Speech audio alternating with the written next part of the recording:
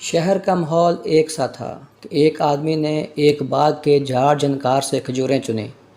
ایسی کھجوریں صرف شہر کے اسی باغ میں لگی تھیں، لیکن لوگوں کو اس کھجور سے کوئی رغبت نہ تھی کہ اس کھجور میں نہ وہ نرمی تھی، نہ اس کا وہ ذائقہ تھا۔ رنگ بھی انتہائی گہرا اور دانہ بہت چھوٹا سا۔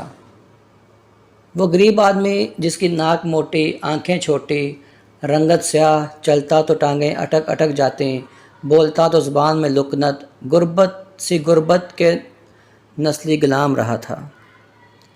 کھجوریں جھولی میں ڈالیں، شہر میں فروخت کرنے کی کوشش کر رہا تھا۔ اس باغ کا یہ آخری پھل تھا جو اس آدمی کی جھولی میں تھا۔ شہر میں لیکن کوئی ان کھجوروں کا طلبگار نہ تھا، یہاں تک کہ ایک فرد نے یوں آواز لگائی، اے بلال رضی اللہ تعالیٰ عنہ، یہ کھجور تو تجھ جیسی ہے کالی اور خشک۔ دل کا آب گینا ٹھیس کھا گیا، آنکھوں سے آنسو رواں بلال حبشی کھجوریں سمیٹ کر بیٹھ گئے کہ ایسے میں وہاں سے اس کا گزر ہوا جو ٹوٹے دلوں کا سہارا ہے، جس نے مسکینوں کو عزت بخشی، وہ جس کا نام غم زدہ دلوں کی تسکین ہے۔ ہاں، وہی محمد صلی اللہ علیہ وسلم۔